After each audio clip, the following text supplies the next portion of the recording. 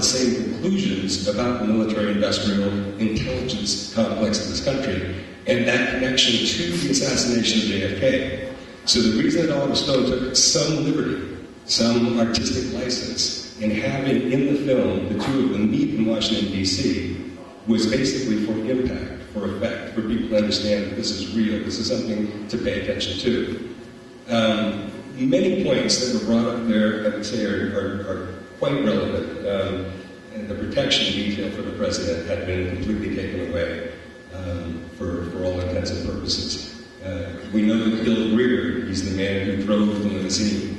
Now, I know I'm starting kind of right in the middle, so I'm hoping everybody's following here. A lot of you probably don't know some of what I'm talking about, but hopefully we'll get all caught up. By the way, I'd like to welcome Noel Twyman. Noel's the author of the monumental work, Bloody Treason, almost 900 pages long. This doesn't have the jacket on it, so there's no reason to hold it up. It's a beautiful volume on the outside, and it is very compelling reading on the inside. It's probably the best overview of the players, the people involved, the people who wanted Kennedy killed, and how they accomplished it, and how they covered it up. Originally today, this is the way we were going to start. We were going to start with me introducing the three speakers, and then we'll see what happens. What I'm going to do is to cover in this first, probably the next 45 minutes, is the, can everybody hear me? Yeah. Is what will be a condensed overview, and that'll be preparatory to the speakers that will follow, which will go into, first into detailed evidence at Dealey Plaza, and having to do with the cover-up, and then the next person who will speak will be talking about the latest evidence concerning the acoustical data as to what happened at Dealey Plaza. And so, what I'm going to do, I'm going to start first by addressing the Can you all see this? Yes. Okay. No, we can't hear you though. Okay, can you now? Okay. All right. As just an outline, the first thing that came to my mind when I sat down to write my book was why was JFK killed, and who possibly could have done it. So looking at motivations. Using the classical crime investigation, motive, means, and opportunity. So analyze key figures in history then in the United States who might have wanted to see JFK dead and who probably did. And so I divided the motivation into 4 categories, and then at the top we have survival instinct, and there were these 6 people whose very survival, at least their political survival, was being threatened by the Kennedys, the Kennedy brothers, Bobby and John. And so at the head of the list is Lyndon Johnson. He was going to be dropped from the ticket in the election coming up in 1964. In fact, Lyndon Johnson told his secretary before he left to go to Dallas that he was going to drop Lyndon. And then there's J. Edgar Hoover. He had been in a feud with Bobby Kennedy, who was his boss in the Justice Department. And it has reached just an astronomical proportion, the feud going on between them. And Hoover had a lot of evidence or information concerning John Kennedy's womanizing, and was holding it over Kennedy's head. And also, I believe, and there's evidence to support it, that the Kennedys had a lot of evidence about some of J. Edgar Hoover's problems, the gay problem that he had at that time. So there was this blood feud, a fight to the death, and the Kennedys were definitely planning to drop Hoover firing, get rid of him. Whether they'd have gotten the nerve up to do it or not, but at least there was a possibility that once that John was reelected, that they would have the nerve to do this, and they figured they had Hoover stealing it. So there were these two key figures. Johnson also was in extreme legal difficulties due to scandals going on down in Texas. The most famous one was the Billy Saul Estes scandal, of which Johnson was involved in. And the Kennedys were investigating this, and they were prepared to drop Johnson for that reason. And there's a whole string of other criminal activities that Johnson was involved in, either directly or peripherally, that he would have been exposed. And both Johnson's and Hoover's political fortune would have come to an end, and they would have no longer been in power to protect themselves from all of the other things that would have been exposed about them. Hoover was receiving favors from the mafia right here in this area.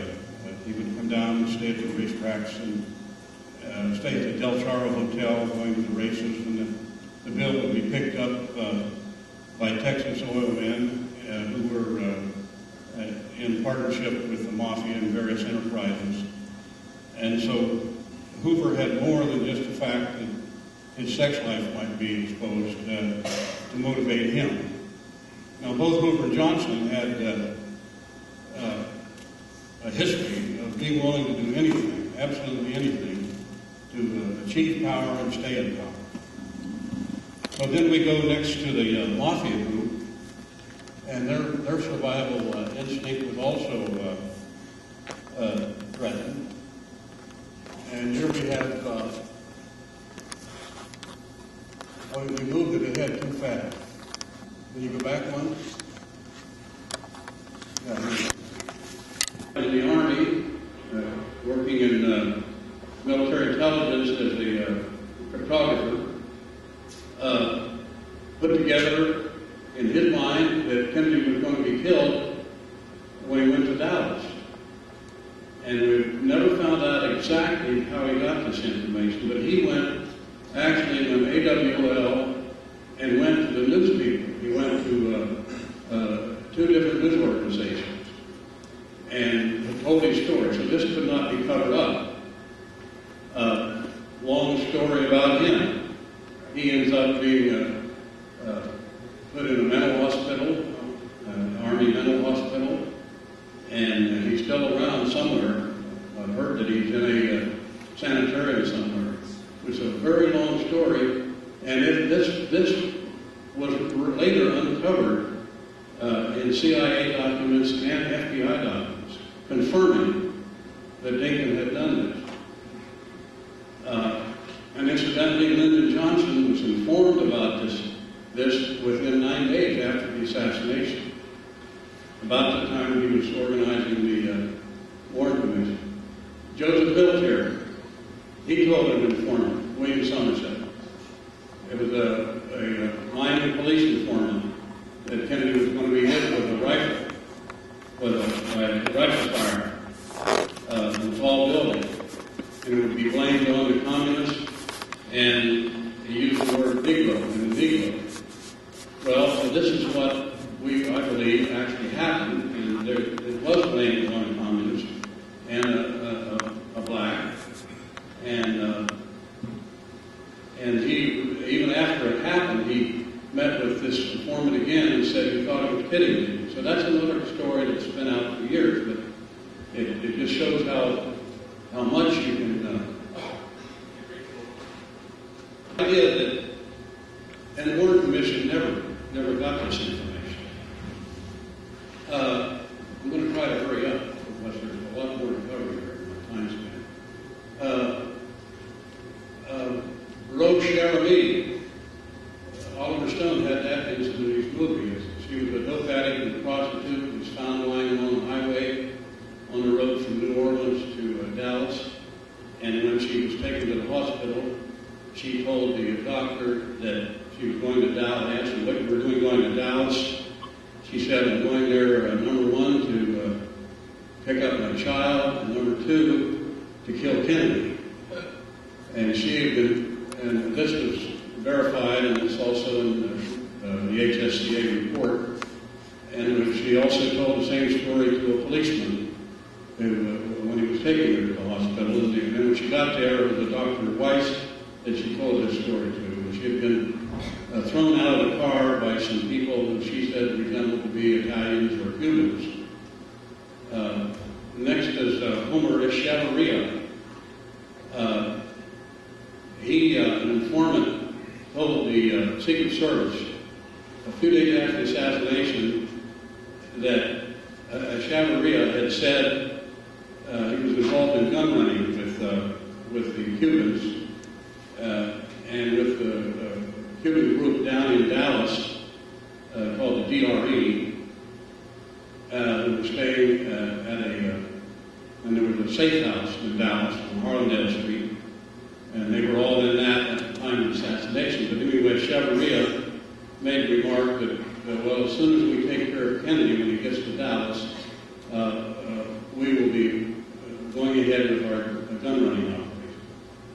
Now, then Lyndon Johnson himself revealed that he knew the assassination was going to take place when on the night before the assassination, he told his mistress, Madeleine Brown, she's been interviewed by dozens of people, and all of us feel she's very credible, that after tomorrow, the blank Kennedys aren't going to be able to humiliate me anymore. And he told her on a New Year's Eve party, she confronted him in a hotel room, and he told her that, and he blew up, and then he finally screamed, well, the Texas oil people did it with military intelligence. They're the ones that did it. So with that one witness, which is a very good witness, we have the evidence that he knew about it. And then there was a CIA man named John Martino, who was also mafia connected and related, and he told his wife on the morning of November 22nd, just 3 or 4 hours before the assassination, his wife's name was Florence. He said, Flo, they're going to kill Kennedy when he gets to Dallas tomorrow. And she's now died, but she reported this to writer Anthony Summers, who interviewed her extensively. And it turns out John Martino had also told a news day reporter, the name of Cummings, that he was involved in the assassination, arranging things, and wasn't actually there, passing money and so forth, and that the Kennedy was killed, according to Martino, by the anti-Castro coup. I think it's far more extensive than that, and that's big simplification. But he told this to Cummings based with the agreement that Cummings would never report it or talk about it until after he died. And Cummings did it until after he died. If we could have the next one. Here we have a photograph of LBJ and JFK. LBJ explained to him.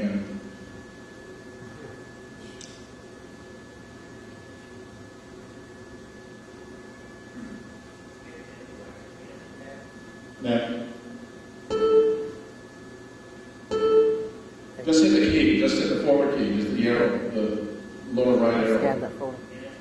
If you're on slideshow, the lower right arrow will do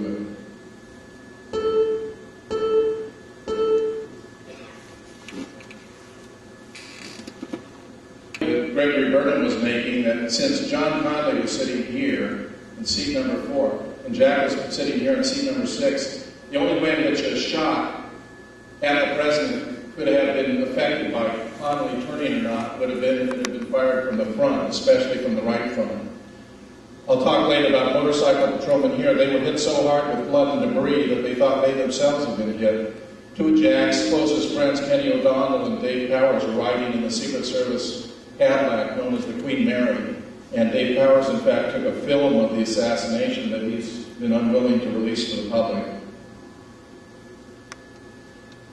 This is the motorcade actually coming up Main Street and turning onto Elm Street. and the sequence was extremely peculiar. Ordinarily, here's the presidential limousine first, then the Secret Service, then the vice presidential, then in Secret Service, then the mayor, dignitaries, the press. This is very odd because in an ordinary motorcade, you have the lower-ranking dignitaries first, then you build up so that the crowd applauds when they see the mayor, then they applaud more when they see the vice president, then eventually when they get to the president, he's surrounded by the press fore and aft. They even, a flatbed truck that was normally used by the press to cover the president's visit to a city like this had been canceled. The press were stashed in the back. Interestingly, the president's personal physician was put in the very last vehicle. This is a map of Dallas. There were two routes that would have been fairly obvious to get to the trademark where he was going to speak, which was to the north. Pictures would show that President Kennedy was hit from a number of different directions. It will show that there's a hole in the president's forehead at the temple line, and it will show that the right side of his head has been torn off by a bolt coming from the right, and God knows how many other wounds, but at least two from the front. And you aren't supposed to see that because you are supposed to be dutiful Americans and believe the fairy tale of the lone assassin because that's what the president wants you to believe. But in order for you to believe that, you cannot see the autopsy picture. But even as I point this out, I must caution you, and this may be hard for some of you to accept, but please believe me, I've never been more sincere. I am sure that if the government is able to accomplish it, it will one day reproduce autopsy pictures which will appear to be autopsy pictures and support the lone assassin.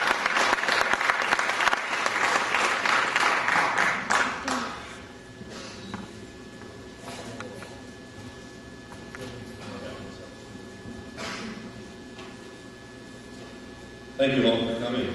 I think due to the change in time today, Jim and I had our clocks cleaned, so to speak. Sorry we're a little late. We're going to show the Zapruder film first, since I believe it's not been shown here today. And I'll be talking about the sequence of shots in particular, as you see here. But let's see the film first, if we're ready. If not, I'll go ahead. Can we do that? No. All right. If a suitable time comes along later, let us know. Oh, okay, 30 seconds. So I'm going to talk about when the shots were fired and try to give you an idea of probably where they came from as well. How many of you have heard about the new acoustic evidence this week? Show of hands. Sorry, you can see. Anyone hear about that? The new 3 or 4 acoustic evidence that was reported this week in the LA Times on Monday, and the Washington Post and other outlets. There's about 3 or 4 people. Oh, that's all? Only 3 or 4?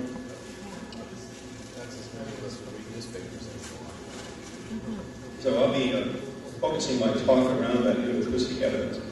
Actually, that work was done initially by the House Select Committee in the late 70s, but was reviewed recently in a paper by Don Thomas.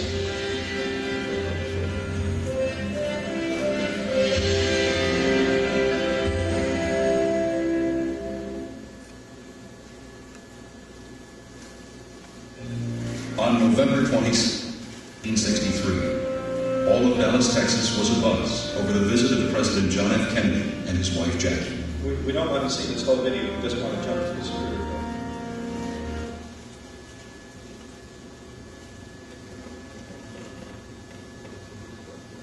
Anyway, the acoustic evidence that the House Committee reviewed in the late 70s suggested that there were 4 shots, and one of those shots was in grassy knoll, and that's the reason that the House Committee concluded that there was probable conspiracy in this case. That was an official conclusion.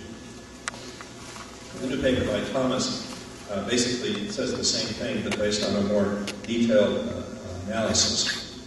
Actually, this paper put the probability that these gunshots that were heard on the E-stick belt were very unlikely due to random noise. In fact, it said the probability that these gunshot-like sounds in an 11-second interval were due to random noise, it was only about 1 chance in 27.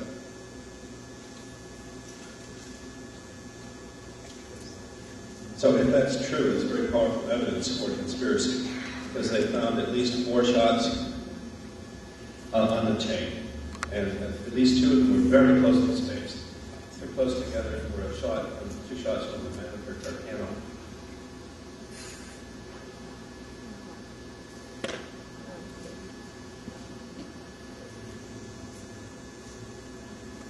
So I'll try to coordinate that information on the audio tape with the information here on the Zapruder film.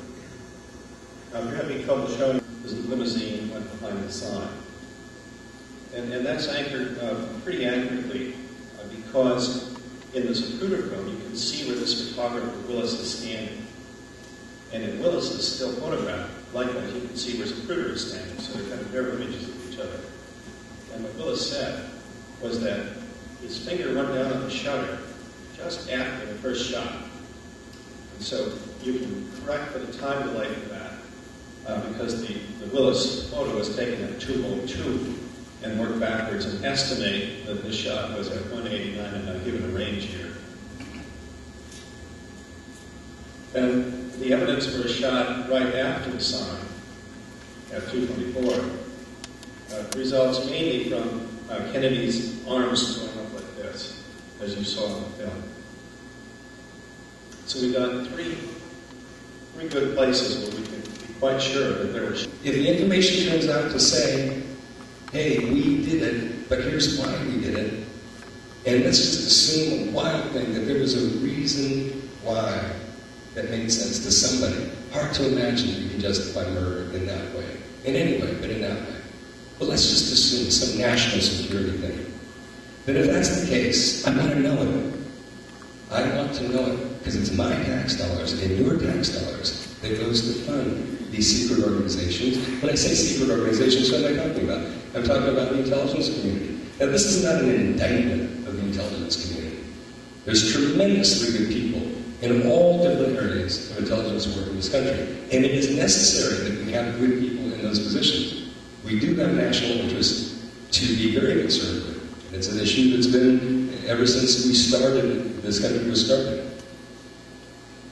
But when you begin to have agencies that begin to disregard the Constitution of the United States, now we have a problem.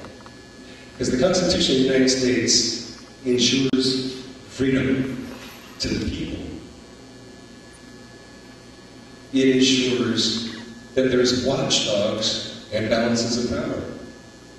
The spirit of the Declaration of Independence, as well as the Constitution, is one that this is a country of, by, and for we the people. And this concept that we've gotten, and I was only 6 years old at the event that occurred in Dallas on November 22nd. But I remember it quite well. And there's a history that goes along with that I won't get into. But something I think that's important is that it was a turning point in the way that the people of the United States began to view their government. It more and more became a thing of them in government and we, the citizens. But that's not what it says in the Constitution. The Constitution doesn't say that. And so the fact that we can't have the information, even after an executive order signed by the President of the United States demanding the release of all assassination-related materials, even after that, we still don't have all the documents. Still don't have them, and that's important. This conference, as you hopefully have gathered, was not designed at all to advance any new conspiracy theories. And for those who would debunk what we do here, and believe me, they're out there, who would say all these different theories of conspiracy, well, they can't all be true. Your point, you see, because it's not required that we prove any conspiracy theory. We don't have to prove that. All we need to do is show that one theory about this happening. It happens to be the official theory. All we need to do is show that one of them doesn't work. Not the rest do, that one doesn't work. And I think that's what these gentlemen have done today. Because if you look at what we're talking about, it all boils down to the magic bullet theory. Army inspector will call it the single bullet theory, give it a little bit more dignity. But if you realize that the Warren Commission report, it's founded so solidly on this incredible bullet that if I was the president, riding down in an open car, that occurred back here. And as Dr. Mantik and Jim Fetzer have spoken about, great length, we know it didn't go in the neck. Ironically, even if it had gone in the neck, look at the angle we're talking about here, folks. The FBI report says it was a 45 to 60 degree downward trajectory angle. Imagine this now. 6-foot window back here, and here comes this bullet. Even if it had gone in the neck, tell me, where is it going next? It's going that way. It's not going to go down, turn right, come out the throat, pause for 1.6 seconds, decide to launch an attack on Connolly, make a right-hand turn, a left-hand turn, enter in his back, exit just close right there, nipple, make a right-hand turn, maintaining momentum this entire time, shatter the radius bone, a very dense bone in the wrist, and then make a U-turn, embed itself in his left leg, and then show up 2-3 miles away, parked in the hospital on a stretcher in pristine condition. But the Warren Commission, the entire thing rests on that. Because of that one theory, a very weak theory, if that doesn't work, then guess what? None of it works. None of it works. So I hope we've shown, or these folks have shown, that the magic bullet theory does not work. I want to commend also everybody's presentation. Some of the points that Noel covered that I think were outstanding. A little overview here. We kind of got a little bit out of order, but I think it was good. Right? It was good. Noel provided evidence that there were people who had an interest in Kennedy not being president anymore. Well, that's real important because before you even go into the idea of all of the rest of it, it's like, yeah, but who would want to do this? Okay, well, if you talk to the Secret Service, I guarantee you, in every city in the United States, they're on top of that.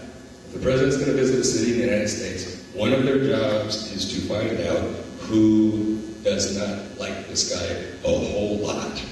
It's one of their jobs. They're supposed to keep him alive. So it's not unusual that you would have Dallas, who just, a month before, Adlai Stevenson, the ambassador to the UN at that time, had been there. He had been hit with a tomato, I believe it was, jeered and booed, and just the whole 9 yards.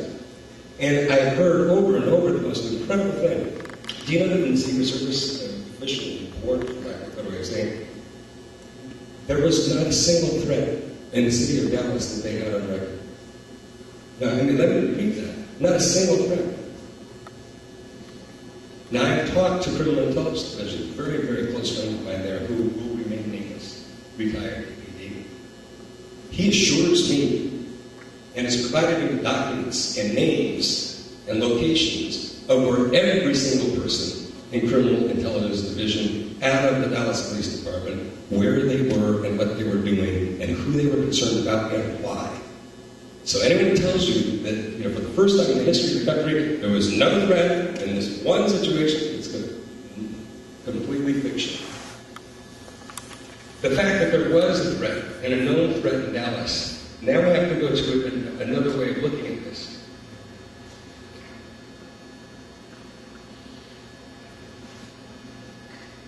If you're going to a hostile city, and you've done your homework,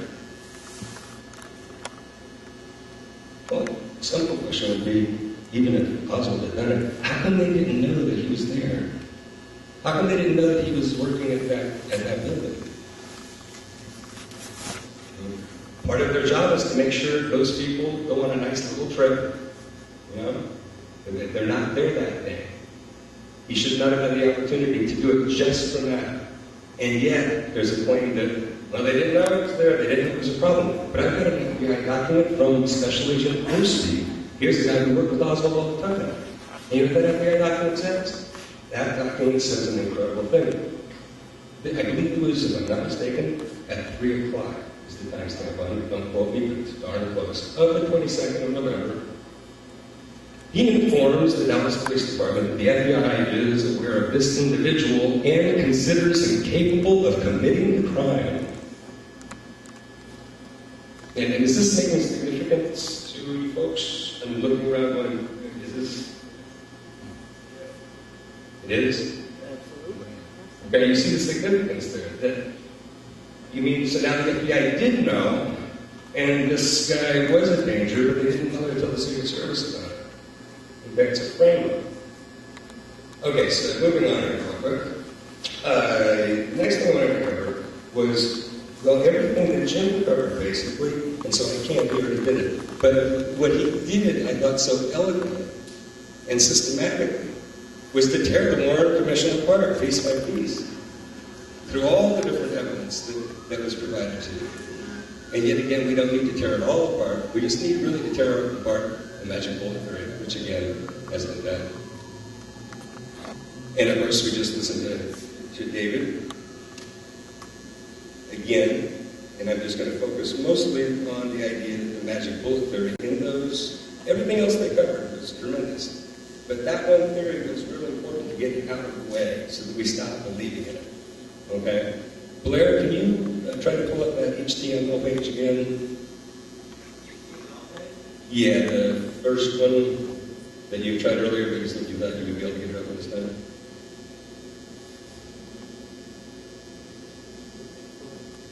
The LBJ Hoover one, I believe.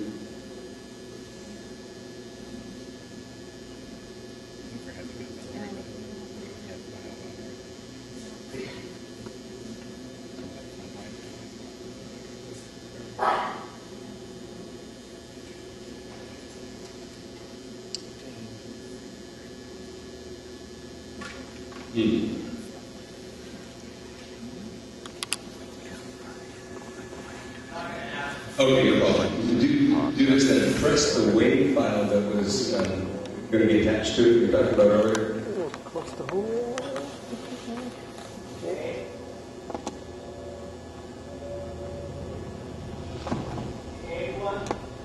And no, the WAV file that was, it should be named the same thing, the LBJ Hoover. We heard part of this one earlier, but there's a good reason to hear it again. If you're having trouble with it, you could also press the one that says the Russell little clip there.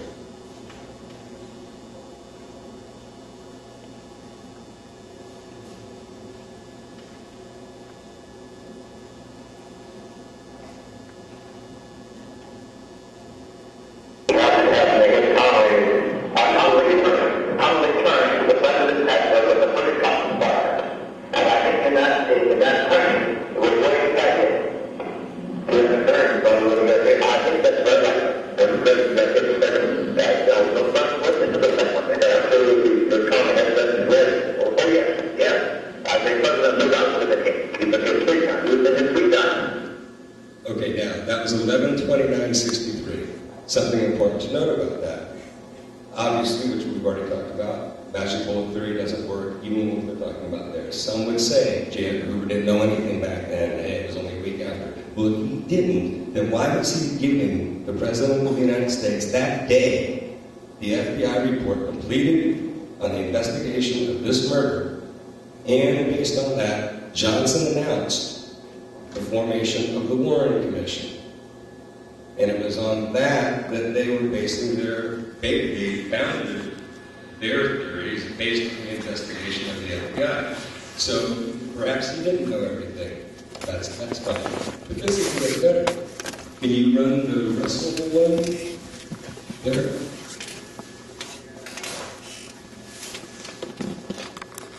And just to give you a little can you stop it for a second? Yeah, we'll stop it and start it over. Let me just say one thing. This occurred between LBJ now. It was September of '64. This is 9 days before the Warren Commission report would be issued. You know, the one that says that one bullet went through Kennedy and then got Connolly and all the rest of it. This is 9 days before that report was issued. The people talking that are in this conversation, the president, LBJ, and the other person is Senator Richard Russell. For those of you who don't know who he was the chairman of the Senate Armed Services Committee, and he was one of the 7 gentlemen who were assigned to, browbeaten actually by LBJ into being on the Warren Commission. So this is very important. So what we just heard a second ago was Hoover and LBJ, the day the Warren Commission was formed, 7 days after the assassination, saying that the reason Kennedy did not get hit by 3 shots was because the second one hit Connolly, because Connolly was in the way. Doesn't sound like a magic bullet theory to me. Now, 9 months later, just before the report comes out, one of the members of the Warren report are talking to the president. And now listen closely. Go ahead, Larry. Well, you always leave in town. You must not like it up here. Well, you said, I think you got to get off all that stuff about me to get you. I don't know. So I got out. Now that's anymore. Commission said this would be down, so it doesn't do today. And I just, you know what I did? I always got on the plane, came home. I didn't even have a toothbrush. I didn't bring a shit. I had to do everything here. I didn't even have some pills. Take care of anybody. Why do you get such a rush? Well, I said, boy, I find some of that damn report. Well, they'll take it down the alley and don't get you close. No. Yeah, they were trying to prove it. Saying the bullet that didn't get the bullet was the one that hit the gun. Went through his hand, his bones, into his leg. Everything else was about that. Can you pause that for a second, quick? Thanks. Kind of interesting to note that he says, I couldn't see all the evidence. I couldn't cross-examine all of them. Don't you find that interesting? If you don't, you should. Go ahead, Larry. But I did read that. So I don't know. I don't know that. The fact that if you get it, can't go there and understand. And that's I understand. It was always a good thing. I like to put on you there. So we got you pretty good report. Well, what else did make first bullet got coming? Well, it don't make much difference. They said that they believe that the commission believe that the same bullet that did they get coming? Well, I don't believe it. I don't hear it. So Stop it right there. Okay? So 9 days before he's supposedly going to have to fix his name of this, he just told the president that it's wrong. And the president agreed. And you go ahead and roll it, there's only a little bit. I said it's going to come this, but that's the country. I'm not going to prove it. So I finally made him say there was this kid commission in that. All I believed in, and that wasn't so. And of course, if another factor said he gets it right in the neck from one shot, knocked it off, and next money doesn't have to get to the back, it's not even moved up. Well, he didn't miss completely with that neck shot. I thought of that theory. He not only missed the whole automobile, he missed the street.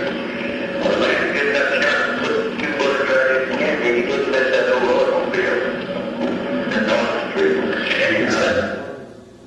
All right, now, for those of you who aren't aware, you can listen to that. Any American, any person in the world can listen to that by going to C-SPAN. If you've got a computer, you can even order it from C-SPAN if you didn't have a computer. And you can hear that. Yet that didn't make the headlines.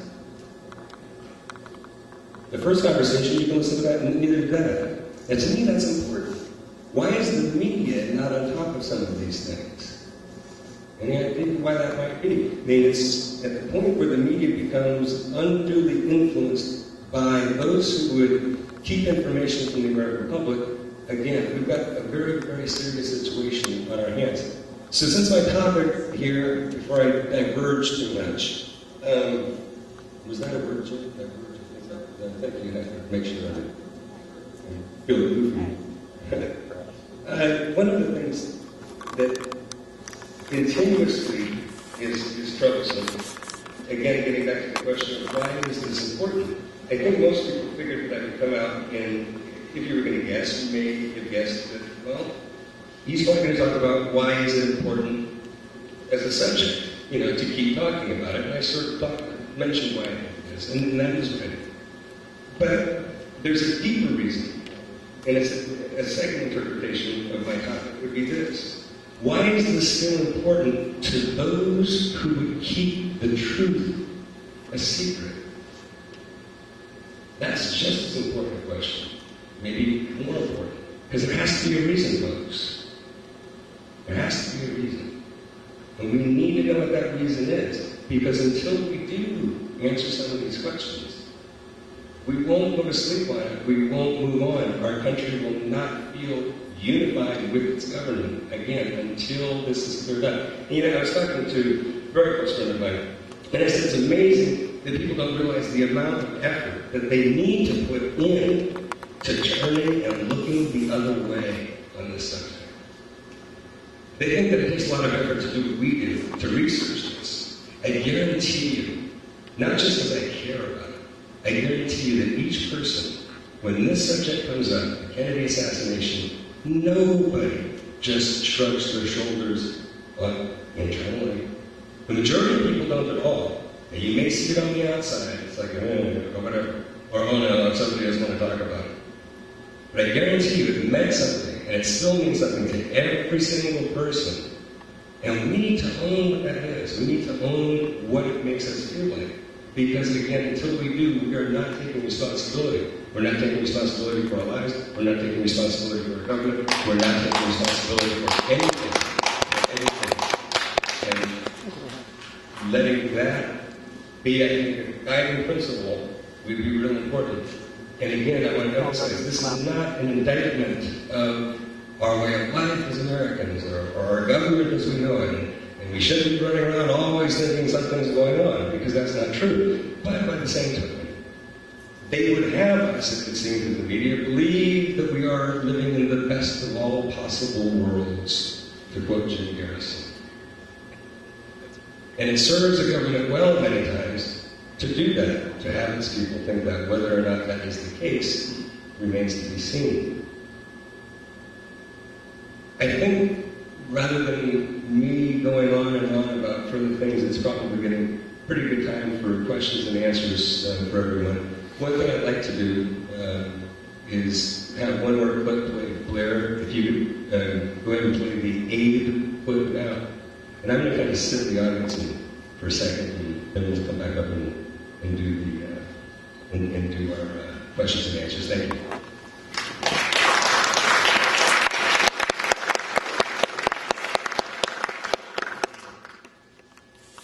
To tell people that they were empowered as Americans. They did not want to upset business as usual.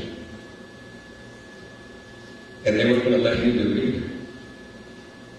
They didn't like it when at the American University he spoke about that as Americans we find communism extremely repugnant for many reasons.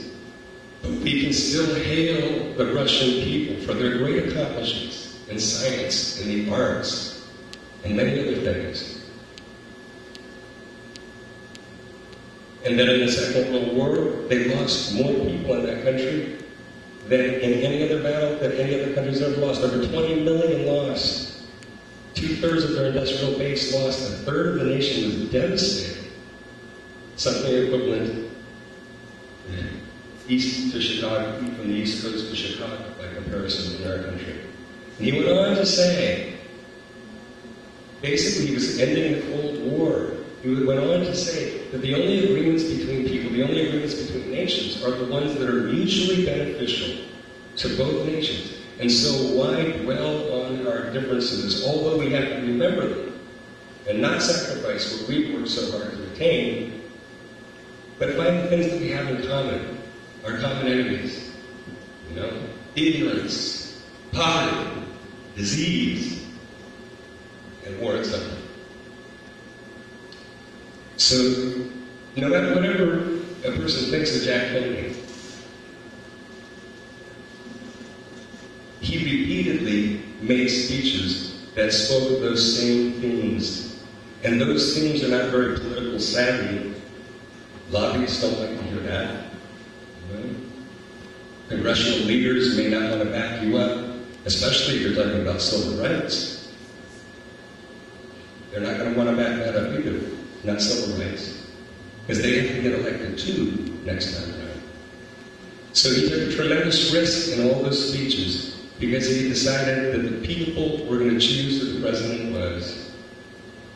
And that's who he was speaking to in those speeches, speaking from the heart about real issues that meant a difference to all of us at some point and should make a difference today. I needed to say that before we went on with the questions and answers, because if I hadn't, I'd have gone home and said, no, you should have said that. Because that's why it's important.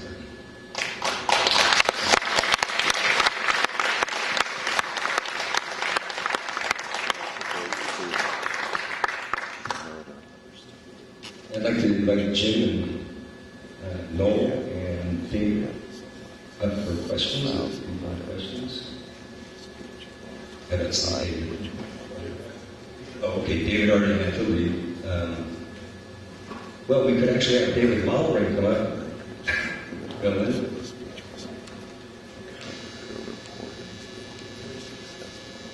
Sure, we'll take questions. Please. Question about the bullets. The bullets. Yes. The Mannlicher bullet, it's a 7.5 millimeter. Is it kind of a full metal jacket? 7.65. Yeah, it's a copper jacket, full metal jacket bullet. It's designed to pass cleanly through your body. It conforms to Geneva standards for military ammunition, non-exploding. What's the theory about the headshot where it would indicate the bullet exploded? I'm sorry? Why did the bullet explode? It wasn't the Mannlicher Carcano bullet. Okay, what kind was it? Well, there could be various speculation about it. There's an interesting. Well, the question was, how did the bullet explode if it was a Mannlicher Carcano bullet? And of course, the answer is it wasn't. In fact, it appears to have been my interpretation would be various caliber bullets were fired at this time. Marksmanship is a kind of personal relationship between you and your weapon, and you tend to use the weapon you consider to be most reliable.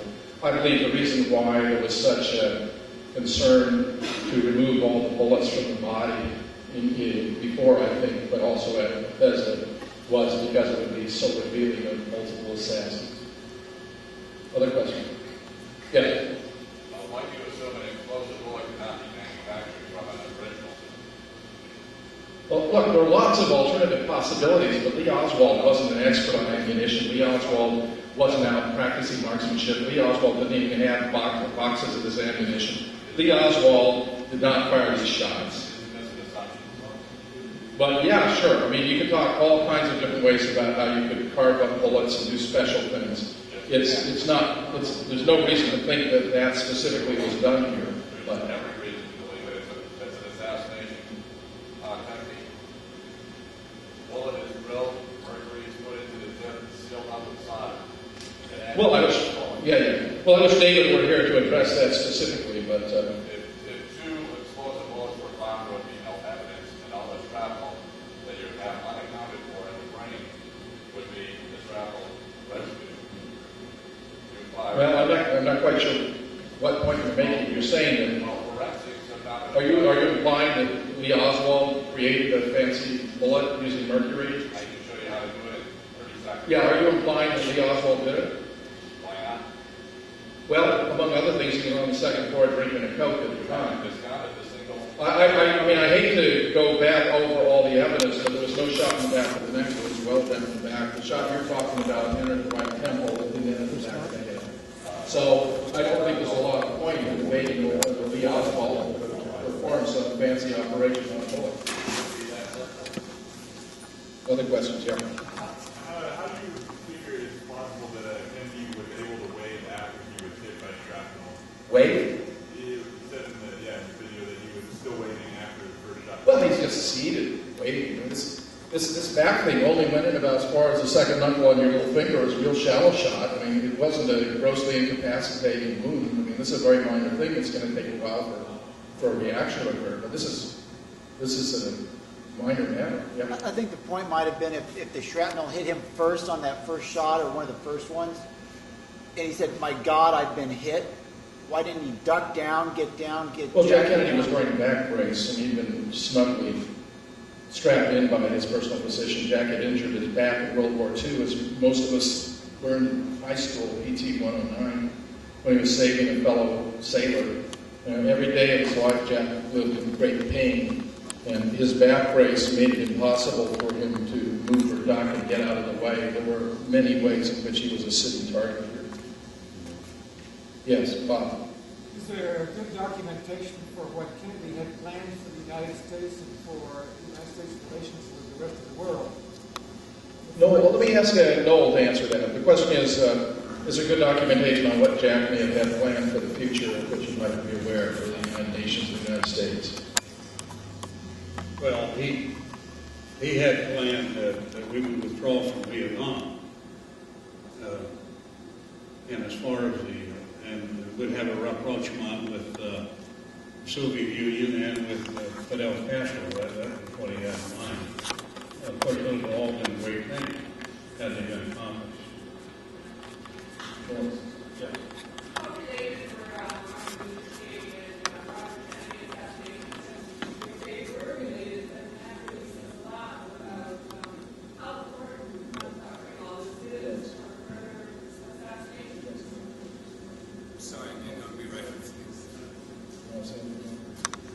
Monk might even want to address that question. I do think that Bobby's death was related to Jack's death insofar as Bobby had let it be known that he was going to reopen the investigation, but that it would require the powers of the presidency to do it. And it's pretty clear that Sirhan was more or less a distraction. More bullets were fired in that pantry than would have come from his gun. Plus, Bobby was hit behind the right ear from a distance of about 1.5 inches. And Sirhan never got closer than about 1.5 yards. So, but I'll invite Monk to address that. Can't Noel use 5 more minutes? I think he has to go. Yeah, and I apologize for that because I know you tried earlier, but I was trying not to get it out of sequence. We were already out of sequence. I wanted to revisit the previous question first, though, about the plans that JFK had. There's solidly documented evidence on the withdrawal from Vietnam. That is, in other words, that's not speculation. Colonel L. Fletcher Prouty, along with Lieutenant General Victor Krulak, who was with the U.S. Marine Corps. Of course, Prouty was, at that time, Chief of Special Operations. I believe he was stationed in the Pentagon or the Joint Chiefs of Staff at that time. And he and Krulak were the ones who wrote up. Here's a little tidbit of history that I think you'll like. There was something called the McNamara-Taylor Report. And this is what Kennedy had done. He had sent Secretary of Defense Robert McNamara, along with the newly appointed, after Lemonster had been the chairman of the Joint Chiefs of Staff, and after him, he appointed Maxwell Taylor to that. And so Taylor and McNamara were tasked with going to Vietnam and to assess the situation, provide him with a report, which they went and were gone for a number of weeks. In the meantime, JFK had already made up his mind because he already had Krulak go to Vietnam and assess the situation and come back and make a report. Based on that report, Kennedy decided that he was going to withdraw from Vietnam. On October 2nd, 1963, if I'm not mistaken, is when McNamara and Taylor came back from their fact-finding mission in Vietnam. But during the period that they were gone, the president tasked Victor Krulak, General Victor Krulak, to write up the Taylor-McNamara report. He did an end around. So between Krulak, Prouty, and a number of staff members, they wrote up this report, bound in leather. Taylor-McNamara report went to the president. But it was not written by them. Prouty, a jet was summoned. The jet met McNamara and Taylor when they got off the plane. so that they could read their own report. They arrived at the White House. I believe this is the 10th of October, but it's beginning of October, and I'm still sticking closer to the 2nd. And they got off the plane, of course, and the media was there, and they handed this leather-bound report. Of course, you know they were in Vietnam, they had time to do this leather-bound thing. So it was based then on that report that he wrote something called National Security Action Memorandum number 263, one of the most powerful documents of this man's presidency. One of the most powerful documents. Because what it did is it ordered all American personnel out of Vietnam, starting with the first 1,000 troops to come home by Christmas of 1963. And that in fact happened. He was dead already, but that part happened. And it further ordered that all the remainder be out by the end of 1965. Now, again, that's a National Security Action Memorandum. There is nothing speculative about that at all. Consequently, he was murdered. And I should add this. Almost 3 weeks to the day after he signed that National Security Action Memorandum, another person was murdered, President Diem and his brother in South Vietnam in a coup d'etat. And almost 3 weeks to the day after that was November 22nd, 1963, when our own president was murdered. So you begin to see how these things work and how they link together. 4 days after the assassination, November 26th, 1963, our new president, Lyndon Baines Johnson, signed a new National Security Action Memorandum number 273. You know what that document did? It reversed NSAM 263. Now the final reversal was in document NSAM 288, but the beginning of the reversal of Kennedy's policies occurred 4 days after he was dead. And we got the Vietnam War as a result of that. Something else important to know. I've got a copy of the original draft from Colonel Prouty of National Security Action Memorandum number 263. And it's amazing to note the date on it. It was done at the Honolulu Conference. The date, November 21st, 1963, the day before Jack Kennedy was dead. And what's so interesting about it is this: there was no indication anywhere that Kennedy had changed his mind. You do not write National Security Action Memorandums when you're not sure what you're going to do. It is the highest authority the president puts in a document. So when he wrote that up, after all the study that he had done, and all the work that these folks had done on this, he meant it. No indication that he was changing his mind. And yet, in the draft for NSAM 273, the day before, it says that they were going to come back and brief the president on the developments in Vietnam as a result of discussing it at the Honolulu Conference. Something's wrong with that picture. Someone knew something. Someone knew something. There's a little bit more to it, but rather than go forward, I think that maybe even more that you would ask for, but hopefully it was helpful.